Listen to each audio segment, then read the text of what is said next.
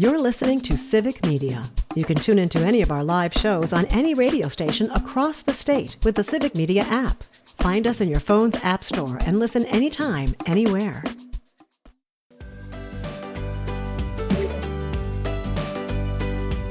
Good morning, and welcome to Matt Nair on Air. Jane Matt Nair, Greg Bach, Calvin Butenoff, coming to you live from our home at Radio Park in Racine, where you can always join us. You can call or text. The number is the same at 855-752-4842. You can also leave a comment if you're watching on the live stream on Facebook, YouTube, and what used to be Twitter. We are delighted to be joined by our next guest. She is the chair of the Outagamie County Democrats and a candidate for the state Senate.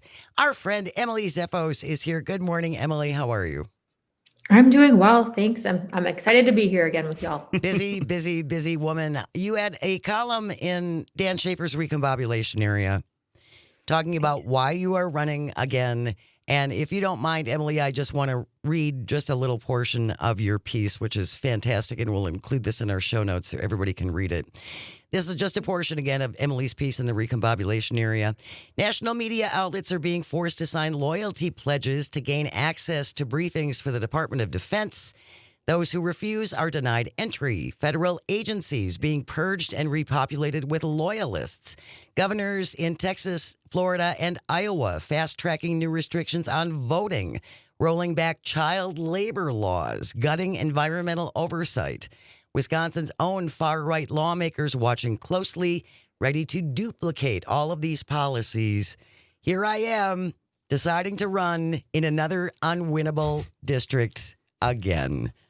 Why did you decide to do this?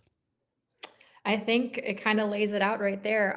There's a lot that's falling away right now, and a lot that's being turned back to the states. And what we need in order to prevent like the dam from fully breaking is people that are willing to stand up and willing to do the right thing. And even in an unwinnable district, they deserve better representation than they've been getting. They deserve someone that knows it well enough to fight for exactly what it needs. And I'm dedicated to chipping away at the mountain out there. I think that now with everything being in crisis, it's really, really important that those of us that can step up do. I mean, it doesn't surprise me that you're running. You are, like, every time we talk, you are doing 10,000 things because you just keep yourself so engaged in the community. And yeah, I mean, unwinnable, I beg to differ on that matter, but I think with someone like you, you bring, as you said, so much knowledge because we see so many people out there who just, especially in the pre-fair maps Wisconsin, who kind of just got to run and win because they just said the right things and then they didn't really have to work for the people. And that's not how you roll personally and how you would in office, I would imagine. Yeah, I think it's just really important to like have someone there that is making a candidate work or making the incumbent work, and responding to issues and offering just like a different way, a different approach, right? Like there are a lot of problems that persist, and the GOP's in charge right now. So I think contrasting, like this is still a pain point for you, which means they haven't solved it. Let me tell you what I'm going to do to fix it. That's what we want to do, and that's what those folks deserve. So it's a lot of one-on-one and all that stuff. Well, and that leads us to the next question. I'm curious. First of all, Emily, tell us about the district that you're running in. What does it encompass? Where is it? And how many places does it cover? I am really digging into the map right now because it's so new.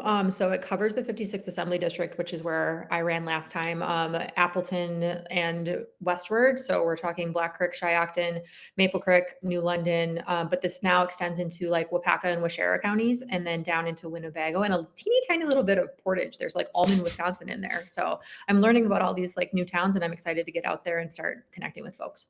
And that's something that, we talk to a lot of candidates on this show and on this network. And one thing I always want to ask our candidates for our offices, what are you hearing from the people at doors, at events, on the phone calls? Specifically the ones, the concerns people have that connect us regardless of who you voted for. So, kitchen table economy is something that affects us all. Jobs, affordability for housing, for childcare, all the education, marijuana legalization. What are the things that you're hearing out there that's kind of the through lines? And also, how is it connecting people who may come from different political backgrounds? I think it's like the cost of things. And when we like talk through things, like I think there's so much manipulation happening that cause you to like say these, they're repeating headlines, Talking let's say, seen points. or banners. Yeah, Yep. exactly. And so to dig into that and say, oh, okay, so you're talking about like safety in schools and making sure our Mhm. kids are safe. Like I agree. Like, yes, our kids should be safe in school, but the approach is different. And I think like when you acknowledge like we've got that in common first, let's work toward like Mhm. understanding like what is actually going to treat the root of a problem rather than something that is manufactured or that is simply a band-aid over, a bleed. Like we really need to get back to that. And that's what I'm hearing and what I always try to connect to. Like I don't ever want it to go to a door and be like, your problem's not real. Like Yeah. that's not, That's a it bad comes way to from, start. Vote for me. yeah, but can I have your support? Yeah. But I think like to say things like, like I hear you. I understand that you're operating out of fear and like, anger. But here's what's true about that. Here's what's not. Let's go back and forth about it. And it's really like refreshing to have people. There are certain people that you're like, okay, well, we're too far gone. Right. But Yeah. there's a lot of people that are like, oh, I'm just a little misinformed because people can't get into the weeds. So that's like another problem, right? Well, So. If you're just joining us, Emily Zippos is our guest. She's the chair of Outagamie County Democrats and also running now for the Wisconsin State Senate. I think it's what you say, Emily, is so important. And this is evidenced by Senator Lindsey Graham. It was either yesterday or the day before, got busted in a committee hearing when his phone announced, call Sean Hannity. The Oh. Republican Party has an information juggernaut. So they tell Sean Hannity what message they want put out, and Sean Hannity does that, and all the right-wing podcasters pick up on that, and they keep reinforcing this message over and over and over again, and it's really hard to fight that, as you're finding out in real time. And I think like the only way to break through that noise and what I thought like last time when I ran too is like door to door. So it's like it's painfully slow. But like when you get to know somebody and you don't ask for that transactional, just vote for me, but you're like, well, let's hear it out. Let's have this discussion. It takes a little longer. But I think that's where you can start to like, make cracks appear. Yeah. And you're like, reconsider this. And it helps to open those conversations up.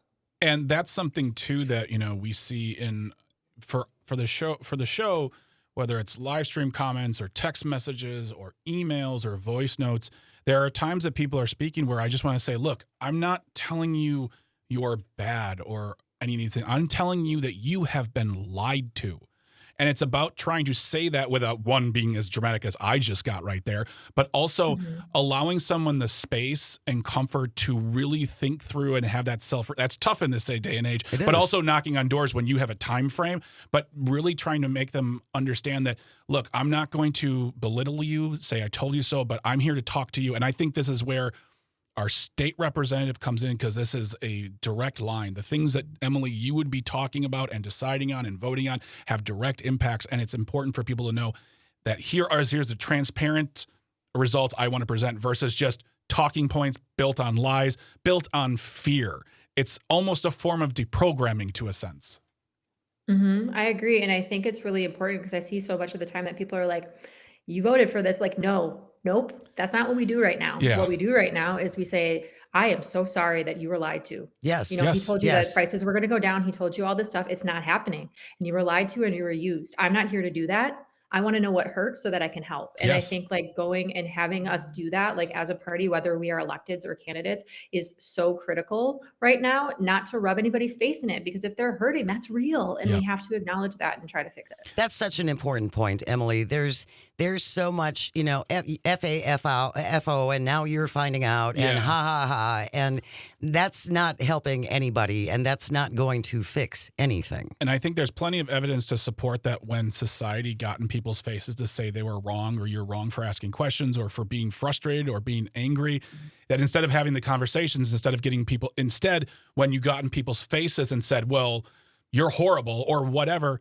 it didn't really help the cause. It didn't make them vote for you. It didn't make them want to communicate. It only drove them away and taken more information from people who supported those confirmation, or I shouldn't say confirmation biases, those concerns that then created confirmation bias. So yeah, I don't disagree. I see videos all the time, especially pointing fingers at farmers. And I know that's a deep, nuanced discussion as far as voting, but absolutely. do not do that to them, because this is a far deeper issue. And I can't even imagine the conversations, especially up where you're at, having with farmers and the farmlands and the things, especially right this moment they're going through. Well, and again, I think the bigger fight is not middle class and lower class and working people fighting each other. It is us versus billionaires. That's where the fight is. Mm-hmm. And that is our common, I'm sorry, enemy, because I it feel like is. that's so important. And that's something that I did this little thing on Snap because we're doing a food drive right now. Mhm. And I was like, you pay on average, like average Wisconsinite, which makes about $68,000 a year, pays like a little less than $50 annually in taxes to cover that. That's their contribution to Snap. We pay $1,000, that same person, in corporate subsidies, right? We're not fighting. And while we're fighting each other, they're laughing. Yes. All the way to the bank. Yes. And it's wild. $1,000 in corporate subsidy, Emily. I'm sorry, I'm about to get snarky and sarcastic here. That sounds like socialism to me. Well, welfare for the wealthy. That's what. Absolutely. And while you're on the topic, tell us about this food drive you're doing. I mean, we know why, but give us the background of the food drive, where people can go, and how they can be either of service or get some service help if they need it. Sure. Yeah, I will say that these things are happening across the state and across the country, which is incredible. It's ordinary people that are showing up and doing the right thing in this moment. Here in the 19th Senate District, what we wanted to do was demonstrate like a coordinated kind of effort so that we have multiple drop-off points from Wyowega up through Black Creek over to Grand Chute. And we're trying to specifically target and supplement those smaller rural food banks that don't have deep shelves or a lot of storage space, but are going to see an increase come those benefits being taken away on November 1st.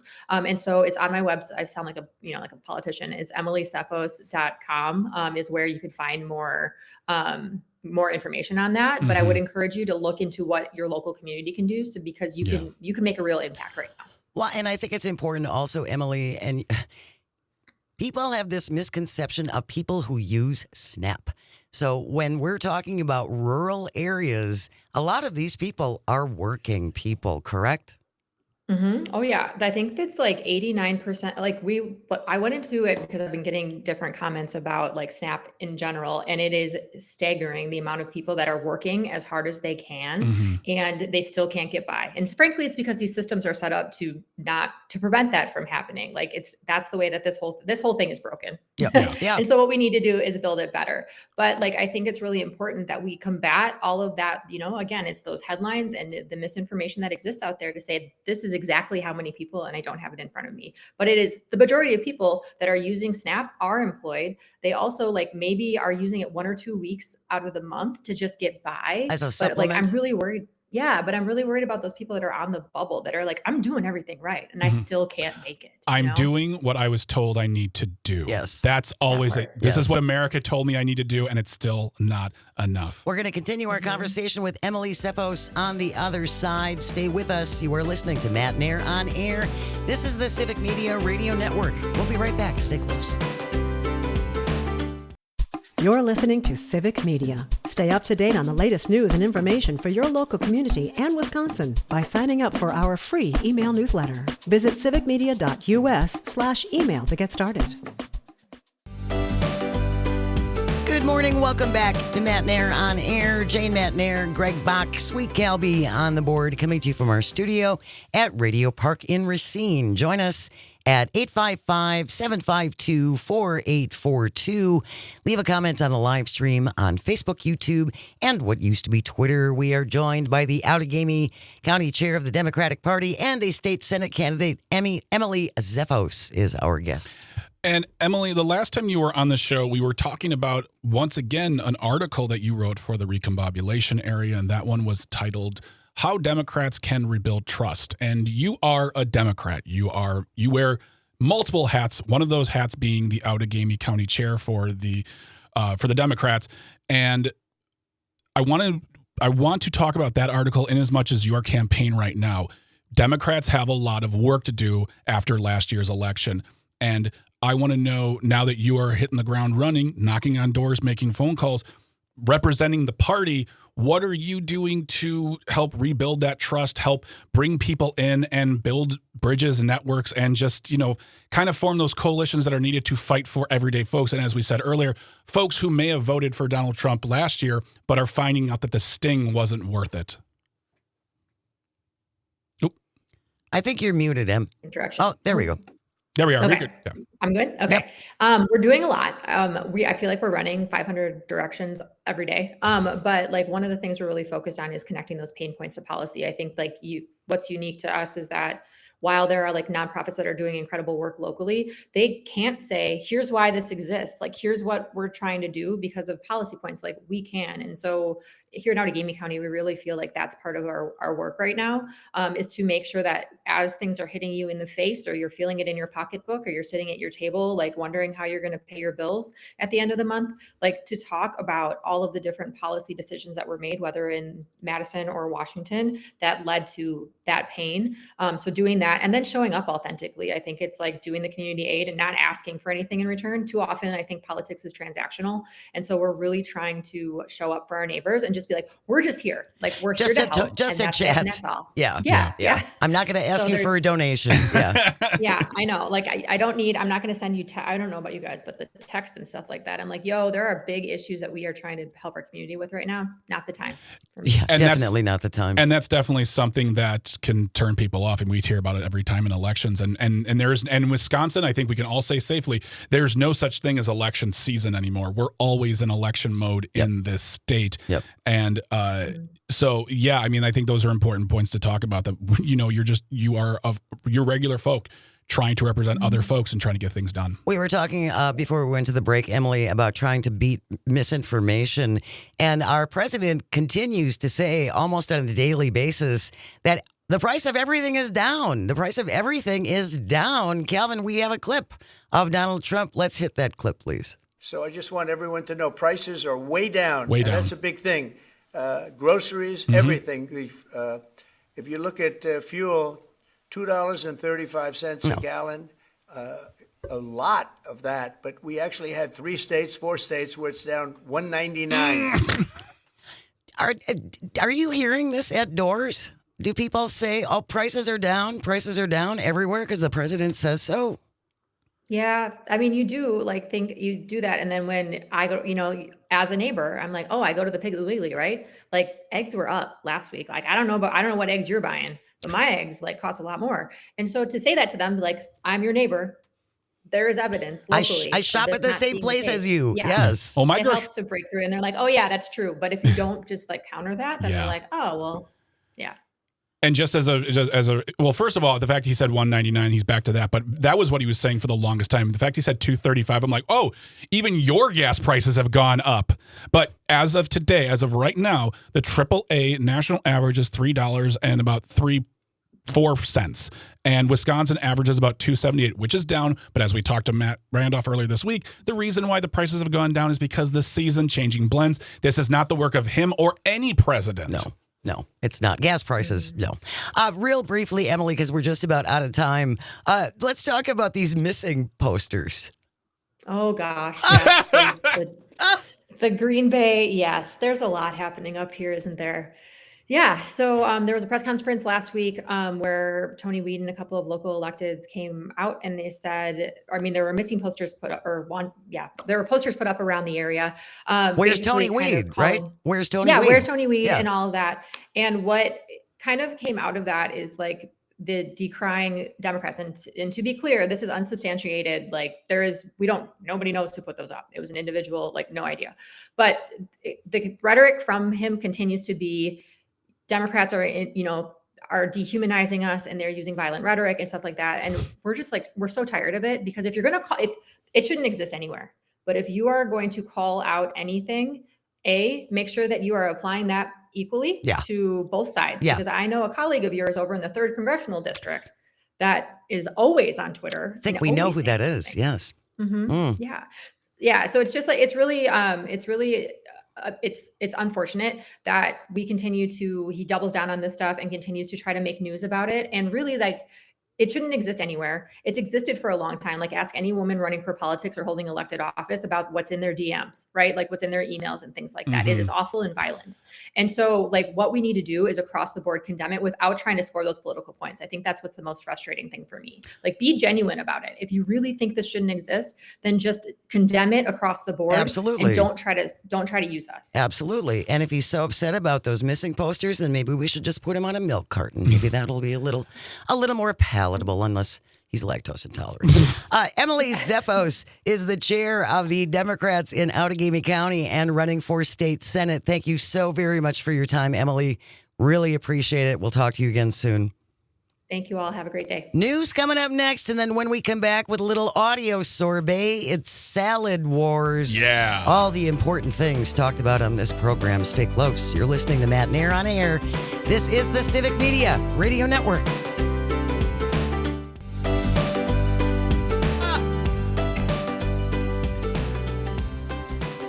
Good morning and welcome to Matt Nair on Air. Jane Matt Nair, Greg Bach, our one, our only Calzone on the board, coming to you from our studio at Radio Park in Racine. Join us at 855-752-4842. You can also leave a comment if you're watching on the live stream. Good morning, live stream. Hello. On Facebook, YouTube, and what used to be Twitter. Thank you to our guest, Emily Zeffos. Again, we have all kinds of links in our show notes. Yes. That Greg puts together. It's really great. Check it out at civicmedia.us. Go to shows at the very top. Go to Matt Nair on Air. And there is an archive of about 2 months worth of shows. And Greg has a great little compilation of what we talked about on the show, who the guests were, and then all kinds of links to the articles that we referenced and all stuff like that. So take advantage of it. If you would like to find out more, go to civicmedia.us. I wanted to read this really quick because we didn't get a chance to get to this with Emily Zeffos. And I also want to thank Amy Barrio for being here too. This has been a fantastic show with great guests. I wanted to drop this really quick because she made mention about who uses SNAP. And she dropped some information here. She said 15.7 million workers, that's about 10% of all U.S. workers, were in households that participated in SNAP the past year. Nationally, 55% of families of SNAP are working as well. So that's just a nice, no pun intended, snapshot of who's using it and why it's important. We should help them out. So yeah, there you go. There's working people. Yeah. And kids like and us. Senior citizens on fixed incomes who avail themselves of SNAP. Yes. This is the portion of the show that we call Audio Sorbet, where we get away from the news and take a breath so we don't crack up. I essentially think it's for me, so I don't crack up. I just got a call saying that apparently with Audio Sorbet, we clean their ears with fun. That is what we say. Thank you very much. Yes. Have a good day. So today's Audio Sorbet topic, Salad Wars. Yeah. This started yesterday. Off air, by the way. Before and after the show. Sometimes we get a few of them in one discussion. Argument. Extended discussion, we'll say, over salad. First of all, do you like salad? What are your salad rules? Yeah. Are there things you won't eat on a salad? Yeah. My father hated salads. Did he ever say why? No. Okay. And you didn't ask. And you didn't ask him either. I was going to say, of that generation, you never asked. You never asked. He just didn't eat salad. But you have hard and fast salad rules. All right. At least as far as the savory sweet thing. Okay. You're very adamant about. Last week we spoke about, was it dessert? No, breakfast foods. Breakfast wars. Breakfast wars. And I made the claim, and I stick by this, that I don't particularly enjoy mixing my savory and sweet. There are always moments where it can happen, and it does work. Caramel and sea salt, that always works for me. Okay. I do not want to be the poster boy of intolerance towards this topic. And Salad intolerance. And every time we talk about it, I'm made to seem like I am the grumpy, shaking his fist at the sky grandpa who just can't handle the new things and the technology of the youth. I just don't like putting cranberries in salad. See, and I love like a cranberry walnut with feta salad. It's too many competing flavors. Oh, it's yummy. That's great. It all works together. See me being open-minded, Jane? That's a great choice for you. Go ahead, have at it. so salad judgmental. I'm not. I'm full of salad acceptance. You're open to all It salads? seems like someone's full of oil and vinegar. 855. That's a dressing joke. 752-484. 855-75-CIVIC. See, this is what happens when you get All discombobulated about this. 855-752-4842.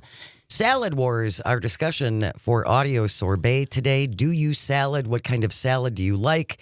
Do you not? I will have a salad, but not with this on it. And that's what I want to know for you. Like, What is no hard-boiled eggs. that's exactly what I thought you were going to say. No So hard-boiled is eggs. would that be a Cobb salad then? Is that what's in And I Cobb? will have a Cobb salad, but no eggs. Okay. I don't like them. And And that's- Calvin, you're with me on that. Yeah, I don't like eggs at all. Yeah. So we're not doing the hard-boiled on my salad. Don't pollute my So no salad. scrambled eggs on your salad. No. Poached eggs on your salad. Ugh. And just being funny. So no. Poached eggs look like aliens. There's something. So no egg salad sandwiches. No. Stop. Salad Wars, 855-752-4842. Ollie from the Northwoods is on the line. Good morning, Ollie. Thanks for joining us. How do you feel about salads? Well, actually, I have a lot to say. First question, I'd just like to ask you, if you don't have eggs on your salad, is eggs okay in potato salad? No. No. No. Oh, my gosh. No. You only like eggs one way. I like them. Scrambled. I like No them potato scrambled. salad for you then. I like my I love salad, and I love it with ranch dressing, and then I like to have the bacon Bacon things bits? on. Okay. And I also like sunflower seeds, I'll do that. and then croutons, but my croutons have to be crushed, so they're like So breadcrumbs. powder.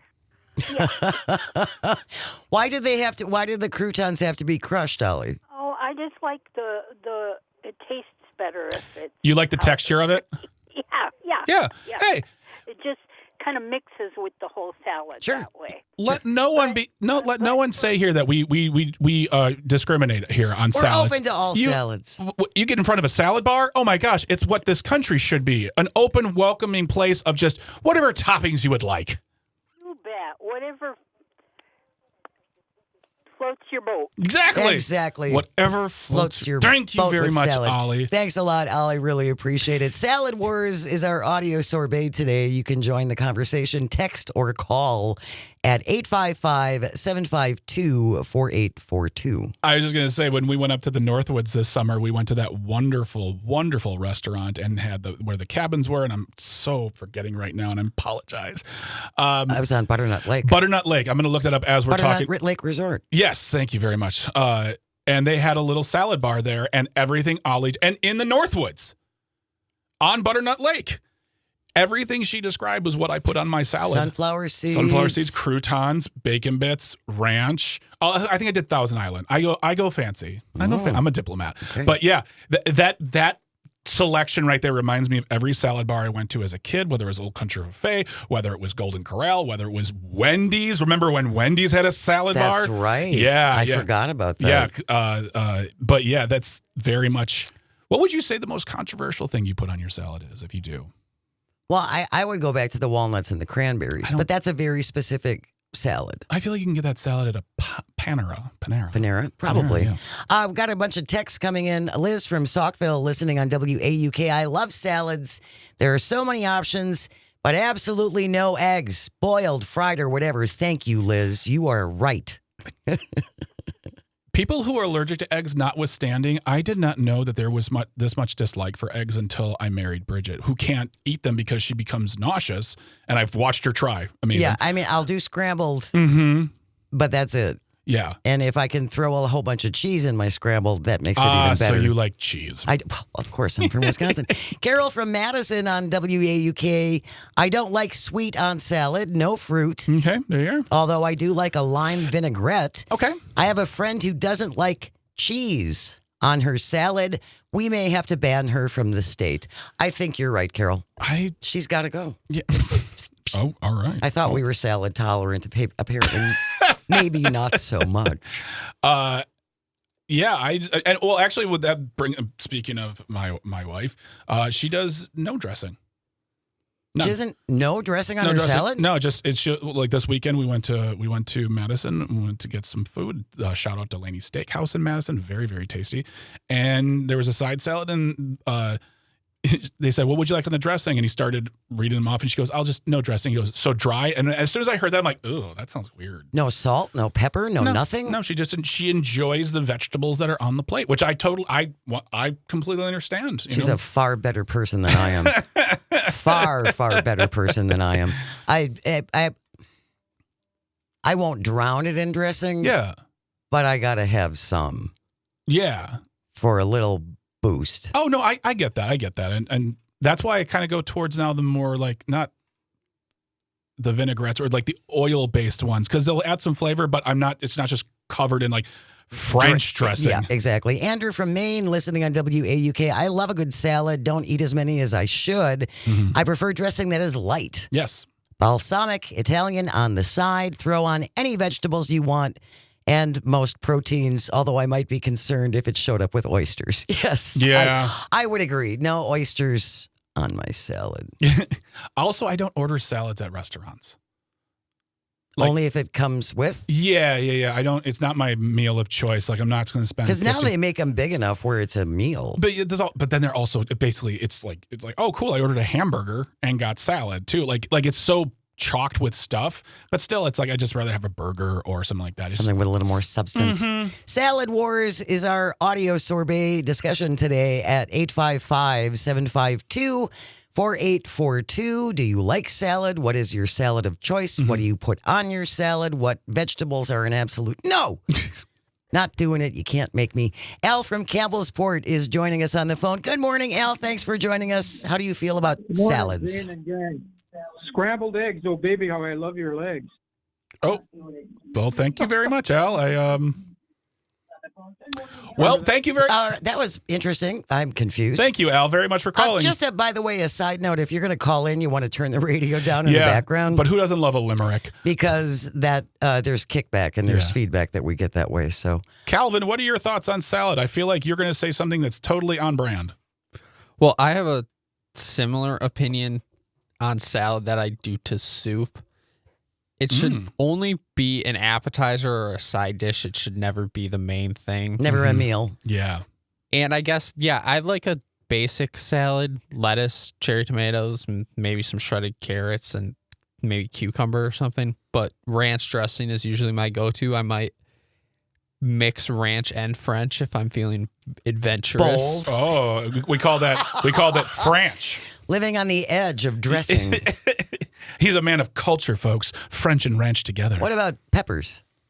Oh, well, if there are green peppers in there, I'm fine with it. But one thing I do love, and I'm not paid by them, but I will go there whenever it's suggested, is Olive Garden salad. That is a good salad. They throw pepperoncinis, and every time I go to Olive Garden with somebody, nobody likes the pepperoncinis. I get so you get them all? Oh, yeah. And I just chop them down. Rick from Mequon texting in, who doesn't love a good spinach salad with warm bacon dressing? I'm with you on that, Rick. And Tanya in Wanderous. No iceberg lettuce. My favorite is spinach. Yes. And I also love fruit yogurt as dressing. Oh, that sounds good. Okay. I will, if the salad comes with iceberg, usually it does. Also, can I just say something really quick here? The wedge salad is just a fancy way of saying iceberg lettuce, but it's $17. Because it's in a big chunk. Yeah, exactly. Exactly. You've just assembled my salad into a higher priced item. I think we're going to put wedge salads into our food gripe category. That'll lead us to a whole nother different sorbet. Finally, we have the alter ego on the live stream says grilled chicken on my salad with Thousand Island dressing. I do like some grilled chicken on a salad. Okay, so there are exceptions. When we return, we're going to wrap up the show with This Shouldn't Be a Thing. Today it is the Ghouls. This Ghouls for You edition, Halloween themed. Stay close. You're listening to Matt Nair on Air on the Civic Media Radio Network. We'll be right back. You're listening to Civic Media. Find the latest news, information, and archives of all your favorite shows on the Civic Media website, civicmedia.us. Welcome back to Matt Nair on Air. Jane Matt Nair, Greg Bach. Calvitini on the board, coming to you from our studio at Radio Park in Racine, where you can join us at 855-752-4842. You can also leave a comment if you're watching on the live stream on Facebook, YouTube, and what used to be Twitter. We have another jam-packed show coming up tomorrow.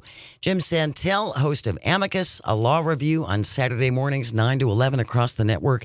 He'll be here in hour number 1. Lots of court cases. Lots of enemies being arrested and jailed. Yeah, lots of things going on with Jim, for us to kick around with Jim Santel. So that is tomorrow in hour number 1. Hour number 2, Hans Breitenmoser is going to join us. He is a frequent guest on Mornings with Pat Kreitlow. And we got him on a couple of months ago. Yeah. He's a farmer in Wisconsin. He's a dairy farmer in Lincoln County, and he is going to be talking mainly about how the beef topic.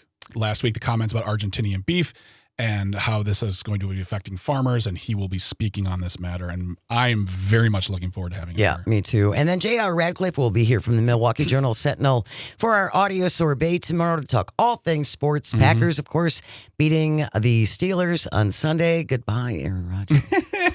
And what is coming up next for them and the Bucks and much, much more. Yeah. Probably won't talk about the Badgers. That's one of those things we'll just pretend never happened. Look, I don't know a lot about college sports and college football, but I was raised with the Badgers were always a elite A juggernaut. team. And to be told that not only are they not good this season, but they haven't been good for a while, I was like, wait, when did this happen? And In the last couple of years. ooh, yeah, I saw the record. Good Lord. Not good. Anyway, it is 10:54 Kelvin. That means it's time for... This shouldn't be a thing. If you ever find a thing you think should not be, send it into Greg and me at janesays@civicmedia.us.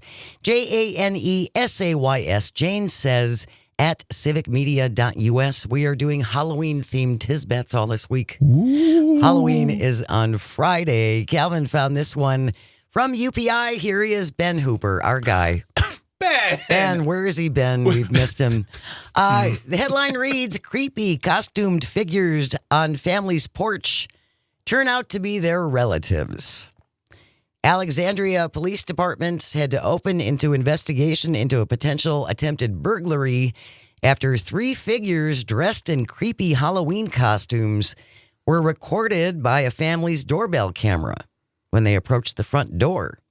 Department issued an appeal for information asking residents to look at their own security cameras to find out if these people were breaking into homes. Turns out they determined the 3 people were teenage boys related to the people that lived in the house. The teens had been assisted by 3 adult family members. Let's go play a prank Yeah. and go lurk on their porch and look like you might be breaking in. It'll be hilarious. It'll by be the way, so funny. Jane is anti-prank. I think pranks are mean. Okay. I do. For me, my team, and my community, this represents a moral failure, according to Alexandria Police Chief Tarek McGuire. He said a moral failure where consequences could have been deadly. I mean, what if these people, someone had owned a gun in there and they thought that someone was menacing them? Unfortunately, that's the world we do live in now, too. And I mean, I don't know, moral failure? That feels like a heavy-duty phrase, but yeah. He says these are not pranks to be taken lightly. I hope this is a lesson learned, not just for this particular family, but for anyone in the community during Halloween. They are not filing any charges. I would hope not. Which is good. Yeah. I go back. I mean, like pranks, it's I don't think you should go elaborate. And you shouldn't try to hurt someone, but there are some things that are just like low grade fun that can be done. This, I don't know. Like I go back and forth. You're right. There could have been consequences of a high and tragic scale. Yes, a tragic scale. Thankfully, this did not happen. No. But maybe, I don't know, don't do that. Right? I got nothing here because I'm trying to think of what else they could have done, but there's nothing else but just gone up to the camera and just said waving hi and being like, "Hi, we're us and have a good day." You know what I mean? Like, I don't know. It's just the fact that some adults thought that this was a good idea and they helped them out. Yeah, let's do this. You don't. Sometimes adults are not as smart as they think they are. I think You make a very good point. Yeah. Just look at our government. That wraps up today's episode of This Shouldn't Be a Thing. Like I said, we have a busy show coming up for you tomorrow. Just a reminder, if you haven't yet, sign up for the Civic Media daily newsletter. Yes. Called Civic Media Today. Go to civicmediatoday.substack.com. What Greg said. Yep. Go there. And you can sign up right now. You can sign up and you will receive it it'll be in your inbox probably sometime today. It's that quick and easy, and it's a great snapshot of what's going around the network, not just news stories, but podcasts, sports, clips from shows. And, hey, pass it along to a friend. Say, hey, I listen to Civic Media. I really let you check it out. Check out what they have, and then they can sign up. They can start listening and get out there in the world. And then you'll be ready for our next multi-state text-to-win contest, which could be coming soon. I've heard rumors. What are rumors? Thank you, Greg and Calvin and all of our engineers and everyone at Civic Media. Without you, nothing works. And thank you most of all for calling and for texting and listening and watching on the stream. It means the world.